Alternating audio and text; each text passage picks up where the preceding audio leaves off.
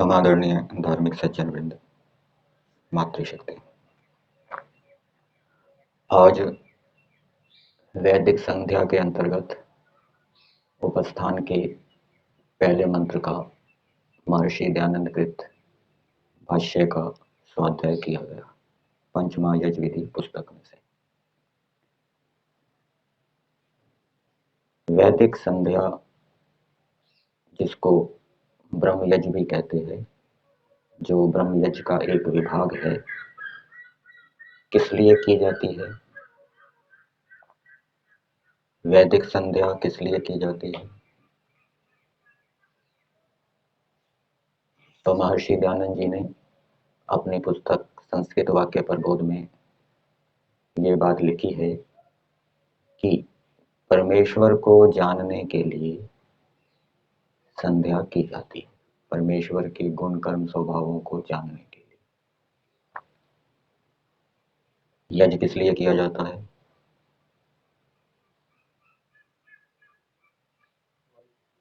यज्ञ भी परमेश्वर को जानने के लिए किया जाता है। और भी प्रयोजन है।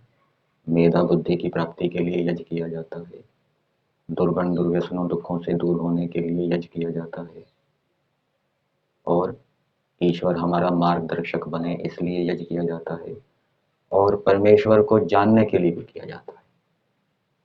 जो हम प्रातःकालीन आहुति देते हैं, सजुर्देवेन सवित्रा सजुरुषसेन्द्रवत्या जुषाणः सूर्यो वेतु स्वाहा। वेतु, परमेश्वर हमें विदित हो, परमेश्वर का हमें ज्ञान हो, इसलिए यज्ञ किया जाता है। संध्या उपासना एक कर्म है, आंतरिक कर्म है। अग्निहोत्र बाह्य कर्म है, वो भी परमेश्वर को जानने के लिए किया जाता है।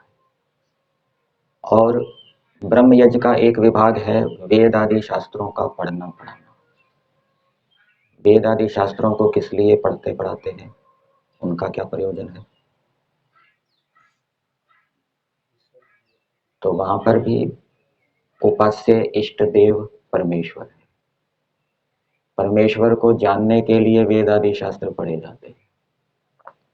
जो कर्म कांड है, जितने हम कर्म करते हैं, वहां पर भी उपास्य इष्ट देव परमेश्वर है, परमेश्वर को जानने के लिए किए जाते हैं। यज्ञ के मंत्र बोलते हैं, यज्ञ के मंत्रों में ईश्वर का नाम है कि नहीं है? सूर्यो ज्योतिर्ज्योति है, सूर्य ये ईश्वर के नाम है। सूर्यो वर्चो ज्योतिर्वर्चा, ये ईश्वर के नाम है। इन ईश्वर के नामों के माध्यम से ईश्वर का ज्ञान होता है। और बलि वैश्वदेव यज्ञ, ये भी किया जाता है, पंचमहायज्ञों में है। तो इसमें भी आपको अनेक ईश्वर के नाम मिलेंगे। इनसे भी ईश्वर का बोध होता है, ईश्वर का ज्ञान होता है। अतिथि यज्ञ, अतिथि यज्ञ किस लिए किया जाता है? अतिथि यज्ञ, कोई अतिथि आ जाए उसका सेवा सत्कार करना। और दूसरा भाग शंका समाधान करना, ईश्वर के विषय में जानना, धर्म के विषय में जानना, जहाँ संशय हो। तो वहां पर भी ईश्वर को जानने के लिए, ईश्वर की आज्ञा के विषय में संशय हो रहा है, धर्म के विषय में संशय हो रहा है, धर्म संकट में फंसे हुए हैं, तो अतिथि महानुभाव से शंका रखते हैं, वो समाधान करते हैं, तो वो समाधान हो जाता है, धर्म का ज्ञान हो जाता है। तो धर्म का ज्ञान भी ईश्वर का ज्ञान है, ईश्वर की आज्ञा का ज्ञान होना ईश्वर का ज्ञान है। तो ये यज्ञ ईश्वर को जानने के लिए किए जाते हैं। ब्रह्मचारी भी ब्रह्म यज्ञ करते हैं, देव यज्ञ करते हैं। गृहस्थी भी ब्रह्म यज्ञ करते हैं, देव यज्ञ करते हैं। वानप्रस्थी भी करते हैं, ब्रह्म यज्ञ और देव यज्ञ। ब्रह्मचारी ईश्वर को किस लिए जानते हैं? गृहस्थी ब्रह्म यज्ञ किस लिए कर रहे हैं? ईश्वर को जानकर वो क्या करेंगे? वानप्रस्थी ब्रह्म यज्ञ किस लिए कर रहे हैं? वो ईश्वर को जानकर क्या करेंगे? वहां ईश्वर को जानने का क्या प्रयोजन है? तो ब्रह्मचारी ब्रह्म यज्ञ करते हैं, संध्या करते हैं ईश्वर को जानने के लिए। तो ईश्वर को जानकर क्या करेंगे?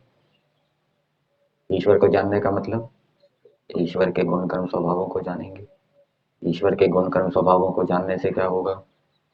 ईश्वर में प्रीति होगी और वो अपने गुण कर्म स्वभाव ईश्वर जैसे बनाएंगे। तो ब्रह्म यज्ञ ब्रह्मचारियों के द्वारा इसलिए किया जाता है, संध्या इसलिए की जाती है जिससे कि वो अपने गुण कर्म स्वभाव ईश्वर जैसे बनाए। ब्रह्मचर्य आश्रम में क्या करना होता है? ब्रह्मचारी को उत्तम उत्तम गुण कर्म स्वभाव धारण करने होते हैं, विद्या उत्तम शिक्षा प्राप्त करनी होती है और उसका उपाय ब्रह्म यज्ञ है। ब्रह्म यज्ञ के माध्यम से उसको ईश्वरीय उत्तम गुण कर्म स्वभावों का ज्ञान होता है, फिर वो वैसा बनने का प्रयास करता है। अब जो गृहस्थ आश्रम में चला गया उसने तो ब्रह्मचर्य काल में उत्तम गुण कर्म स्वभाव धारण कर लिए हैं, तो वो ब्रह्म यज्ञ किस लिए करेगा? वहां पर ब्रह्म यज्ञ करने का क्या प्रयोजन है?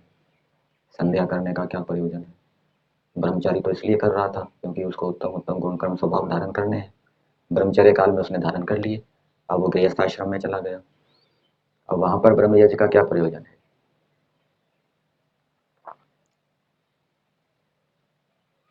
गृहस्थ आश्रम में रहते हुए गृहस्थ आश्रम के जो धर्म है, कर्तव्य कर्म है, उनके विषय में कोई संशय भ्रांति ना हो, वो ठीक ठीक गृहस्थ आश्रम के धर्मों का पालन करे।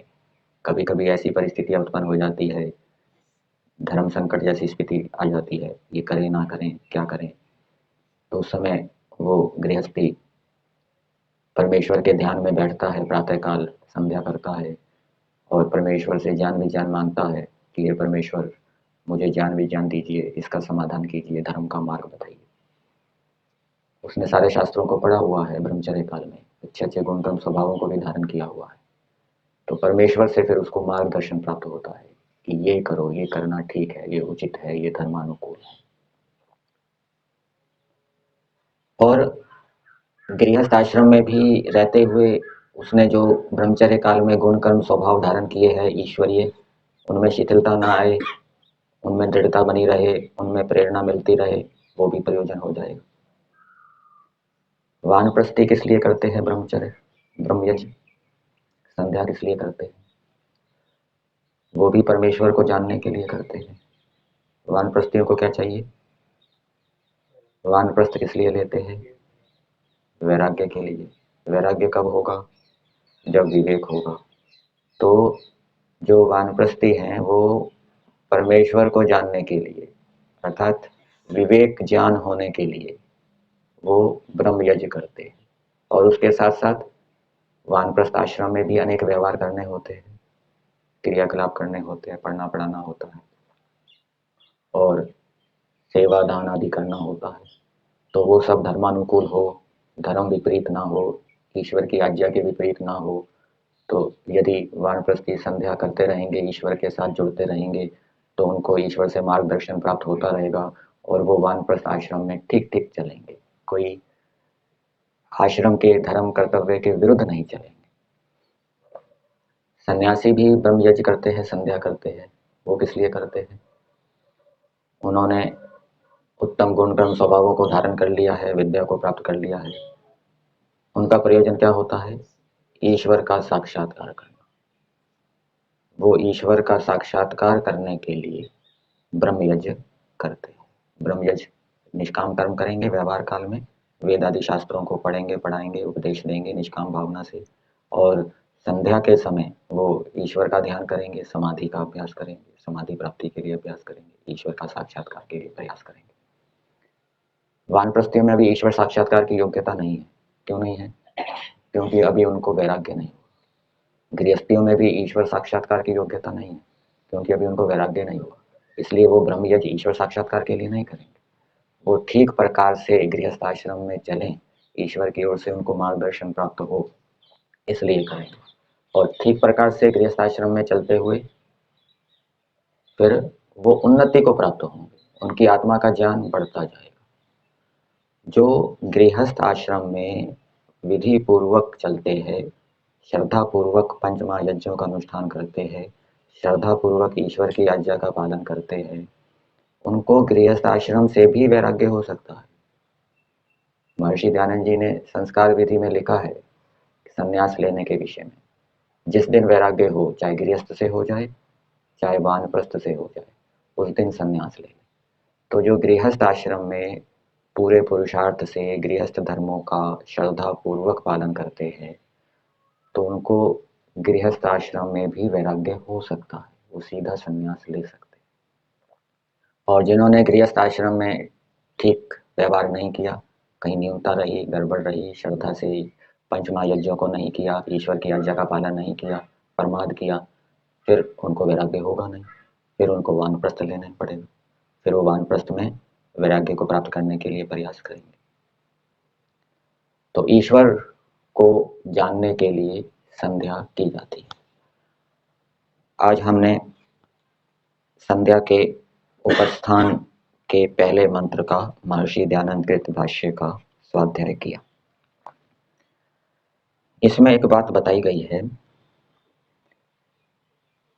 कि वयम उद्गन्म, एक प्रार्थना की है परमेश्वर से इस मंत्र के माध्यम से। वयम उद्गन्म का अर्थ पंचमा यज विधि में संस्कृत भाग में दिया है, उत्कृष्ट श्रद्धावंतो भूत्वा वयम भवंतम प्राप्नुयाम। उत्कृष्ट श्रद्धा वाले होकर हम आपको प्राप्त करें। दो बातें हैं इसके अंदर भी, एक तो उत्कृष्ट श्रद्धा वाले होकर और दूसरा आपको प्राप्त करें। इसको आप कौन? परमेश्वर को प्राप्त करें। ब्रह्मचारी भी इस मंत्र को बोलेंगे और ईश्वर से प्रार्थना करेंगे कि हम आपको प्राप्त करें। तो ब्रह्मचारियों के लिए ईश्वर की प्राप्ति क्या है? ईश्वर का साक्षात्कार नहीं है, क्योंकि अभी उनको वैराग्य नहीं हुआ। ब्रह्मचारियों के लिए ईश्वर की प्राप्ति है ईश्वर के गुण कर्म स्वभावों को धारण करना, विद्या को प्राप्त करना, बल को प्राप्त करना। गृहस्थी भी इस मंत्र को बोलेंगे, हे परमेश्वर हम आपको प्राप्त हो। तो वहां पर क्या अर्थ लेंगे कि हम आपकी आज्ञा का ठीक ठीक पालन गृहस्थ आश्रम में करते रहें, इसलिए हम आपसे प्रार्थना करते हैं। कोई ऐसा कार्य ना करें जो कि आपकी आज्ञा शिक्षा के विरुद्ध हो। जिस कार्य में भय लज्जा शंका होती हो उसको ना करें। जिस कार्य में ईश्वर की ओर से आनंद उत्साह निर्भयता प्राप्त होती हो उसको करें। ये ईश्वर की प्राप्ति है गृहस्थ आश्रम में। सभी कर्म प्रातः काल से लेकर सायंकाल ईश्वर की आज्ञा के अनुकूल करना, ये गृहस्थ आश्रम के लिए ईश्वर की प्राप्ति। पंचमहायज्ञों को करना, ये ईश्वर की प्राप्ति। वानप्रस्थी भी इस मंत्र को बोलेंगे और प्रार्थना करेंगे कि हे परमेश्वर हम आपको प्राप्त हो। तो उनके लिए ईश्वर की प्राप्ति क्या है? उनको क्या चाहिए? उनको विवेक चाहिए। उनको विवेक मिल जाए। और विवेक कब मिलेगा? जब वो वानप्रस्थ आश्रम में ठीक प्रकार से चलेंगे। जो जो नियम बताए हैं वानप्रस्थी के लिए सत्यार्थ प्रकाश के 5वें समोल्लास में अथवा मनुस्मृति के अंदर, उनका वो ठीक ठीक पूरी शक्ति से पालन करेंगे तो उनको विवेक की प्राप्ति होगी। ये ईश्वर की प्राप्ति है उनके लिए। ईश्वर विवेक क्या है? विद्या क्या है? ईश्वर का गुण है। ईश्वर के गुण की प्राप्ति ईश्वर की प्राप्ति। सन्यासी भी इस मंत्र को बोलेंगे और प्रार्थना करेंगे हम आपको प्राप्त हो। तो सन्यासियों के लिए ईश्वर की प्राप्ति क्या है? उनको तो विवेक हो गया, उनको तो ईश्वर के गुण कर्म स्वभाव उन्होंने धारण कर लिए, तो वो सन्यास धर्म का ठीक प्रकार से पालन करें। सन्यासियों के अनेक नियम बताए हैं सत्यार्थ प्रकाश के 5वें समोल्लास में, उनका ठीक ठीक पालन करें सन्यास धर्म का। एक ये ईश्वर की प्राप्ति और दूसरा ईश्वर का साक्षात्कार हो गया। अब दूसरी बात इसमें दी है कि हम उत्कृष्ट श्रद्धा वाले होकर। तो इस मंत्र में महर्षि दयानंद जी के भाष्य के अनुसार वेद का आदेश, ईश्वर का आदेश ये है कि मनुष्य उत्कृष्ट श्रद्धा वाले हों। श्रद्धा किसमें होनी चाहिए? उत्कृष्ट श्रद्धा वाले होकर हम आपको प्राप्त हो। तो प्रश्न उत्पन्न होता है किसमें उत्कृष्ट श्रद्धा हो?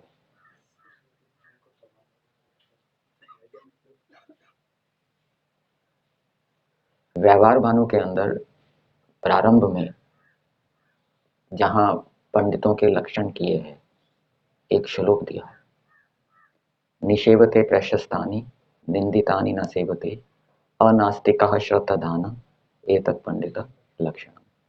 पंडित किसको कहते हैं? जो कभी ईश्वर वेद और धर्म का विरोधी ना हो।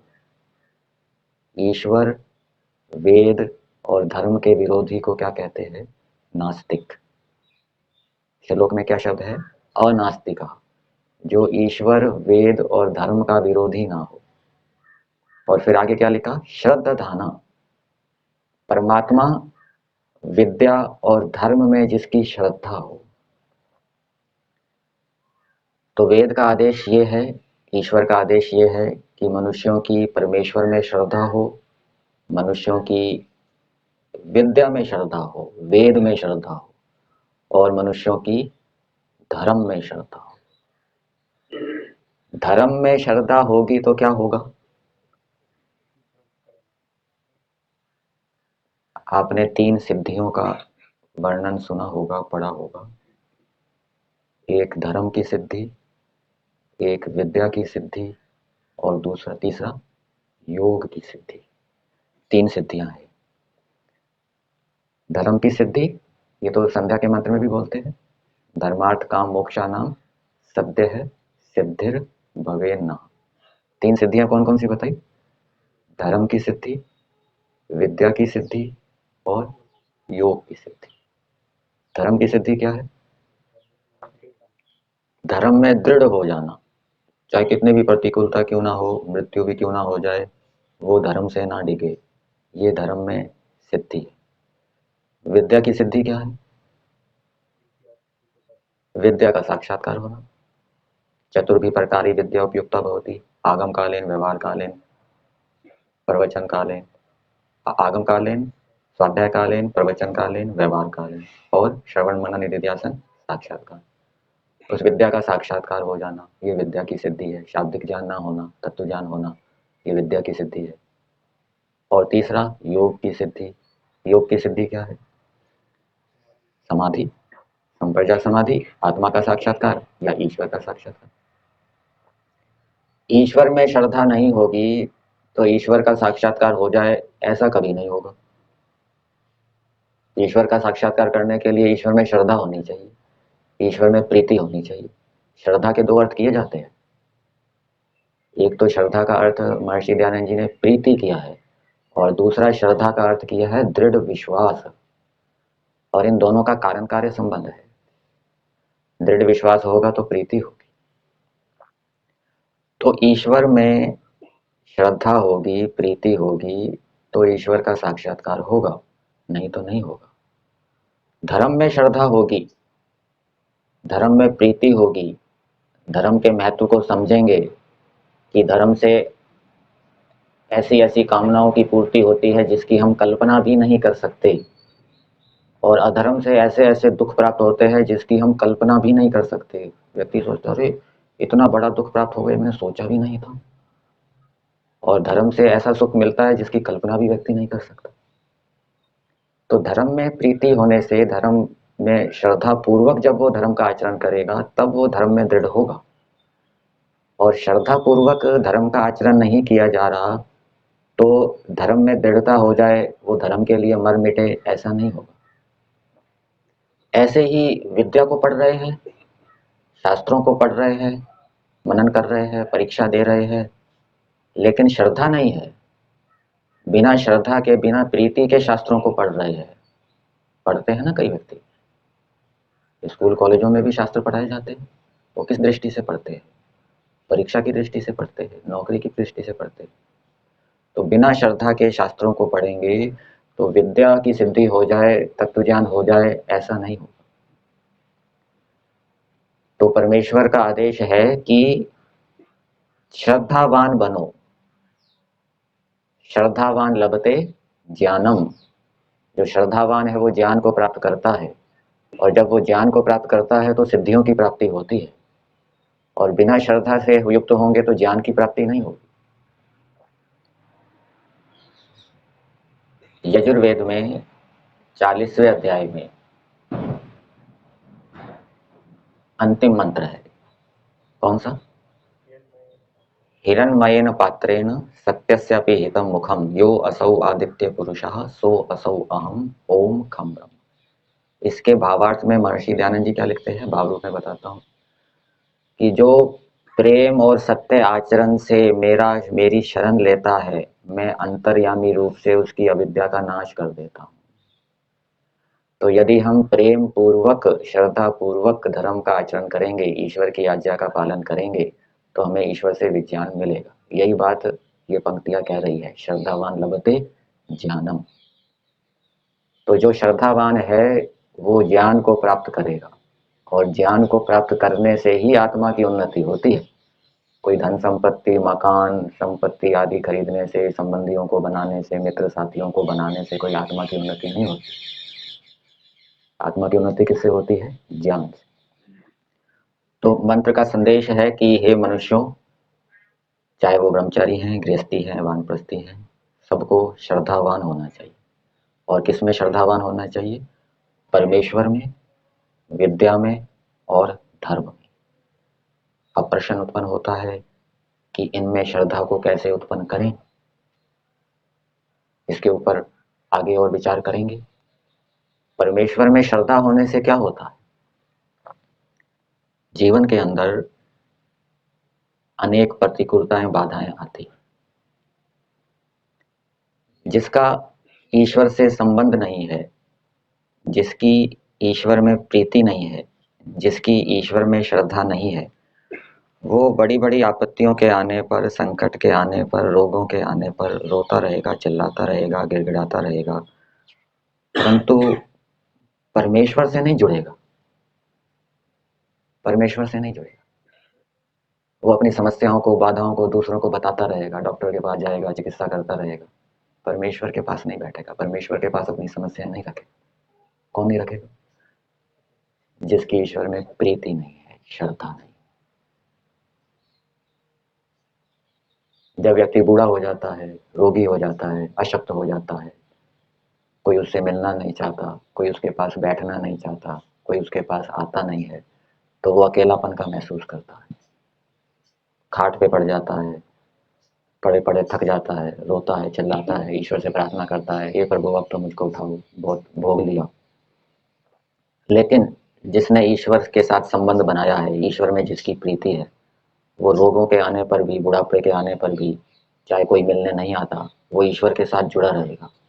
ईश्वर से उसको सहन शक्ति मिलेगी, ईश्वर से उसको ज्ञान विज्ञान मिलेगा, ईश्वर उसको धैर्य बंधाएगा, ईश्वर उसको ढाढ़स बंधाएगा, और वो रोगी होने पर, प्रतिकूलता के आने पर भी घबराएगा नहीं, विचलित नहीं होगा। पूज्य स्वामी सत्यपति जी उदाहरण है। हमने उनको बुढ़ापे की अवस्था में देखा है, रुग्ण अवस्था में देखा है। प्रसन्न प्रतीत होते थे, कोई हाय तौबा नहीं, कोई रोना चिल्लाना नहीं, आनंद में रहते थे, हर्षित रहते थे। तो ये ईश्वर में प्रीति होने से ये लाभ होता है, ईश्वर में श्रद्धा होने से ये लाभ होता है। दुनिया की उसको कोई परवाह नहीं, दुनिया आए ना आए, सांसारिक कोई पदार्थ मिले ना मिले, उसको तो ईश्वर मिला हुआ है, ईश्वर में प्रीति है, श्रद्धा है, यही उसके लिए सबसे बड़ी उपलब्धि। तो परमेश्वर में श्रद्धा उत्पन्न करनी चाहिए। तो परमेश्वर में श्रद्धा कैसे उत्पन्न करें? प्रार्थना तो की है इस मंत्र में कि हे परमेश्वर, हम उत्कृष्ट श्रद्धा वाले होकर आपको प्राप्त करें। तो केवल प्रार्थना से तो बात बनेगी नहीं, प्रार्थना के साथ साथ पुरुषार्थ भी करना पड़ेगा। तो ईश्वर में प्रीति कैसे उत्पन्न हो? तो ईश्वर के विषय में अधिक से अधिक सुनना चाहिए, पढ़ना चाहिए, बताना चाहिए, चिंतन मनन करना चाहिए। साथ साथ में ईश्वर की आज्ञा का पालन भी करना चाहिए पूरी शक्ति से। अहिंसा, सत्य, अस्तेय, ब्रह्मचर्य, अपरिग्रह का पालन करना चाहिए, अपने कर्तव्यों का पालन करना चाहिए। तो ये सब करते रहेंगे, ईश्वर के विषय में भी पढ़ते सुनते रहेंगे। तो कुछ बातें ऐसी होती है ईश्वर के विषय में जो हमें विशेष रूप से प्रभावित करती है। तो उन बातों को हमें हर समय जब भी अवसर मिले दोहराते रहना चाहिए। एकांत में बैठ के चिंतन मनन करेंगे गंभीरता से, और व्यवहार के समय भी पात्र धो रहे हैं, भ्रमण करने जा रहे हैं, या कपड़े धो रहे हैं, या कमरे को साफ कर रहे हैं, या और कोई स्थूल कार्य कर रहे हैं, उस समय भी जो ईश्वर के विषय में महत्वपूर्ण बातें हैं जो हमें विशेष प्रभावित करती है, उनको दोहराते रहना चाहिए कि हे परमेश्वर, आप अनंत हैं, आप में अनंत गुण हैं, इतने गुण हैं जिनको हम जान ही नहीं सकते, जिनका कोई अंत ही नहीं है। आप में अनंत स्वभाव है, इतने स्वभाव है हम जान ही नहीं सकते कितने हैं। ये सारी सृष्टि आपके सामने परमाणु के तुल्य भी नहीं। आप इस सारी सृष्टि का पालन कर रहे हैं, रक्षा कर रहे हैं, धारण कर रहे हैं। इस सृष्टि के अंदर जितने भी पदार्थ हैं वो सब आपने उत्पन्न किए हैं, उनके अंदर उत्तम उत्तम गुणों को स्थापित किया है। ये कुछ बातें हैं जो विशेष प्रभावित करती है। परमेश्वर की क्या विशेषता है? एक साथ अनेक कर्मों को करते, एक साथ अनेक ज्ञानों को करते। तो इन बातों के विषय में हम अलग से उनको लिख लेंगे, याद रखेंगे, दोहराते रहेंगे, एकांत में बैठकर चिंतन मनन करेंगे और साथ साथ में शुद्ध कर्म भी करते रहेंगे, निष्काम कर्म भी करते रहेंगे, अहिंसा सत्य आदि का पालन भी करते रहेंगे, तो कालांतर में वो श्रद्धा उत्पन्न होती जाएगी, धीरे धीरे बढ़ती जाएगी। जैसे रात्रि से दिन होता है तो एकदम से तो प्रकाश हो नहीं जाता, धीरे धीरे धीरे प्रकाश बढ़ता जाता है। वैसे ही ईश्वर के विषय में भी धीरे धीरे श्रद्धा बढ़ती जाएगी।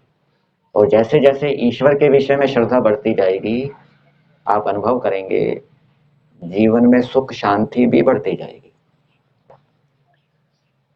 सुख शांति निश्चिंतता भी बढ़ती जाएगी।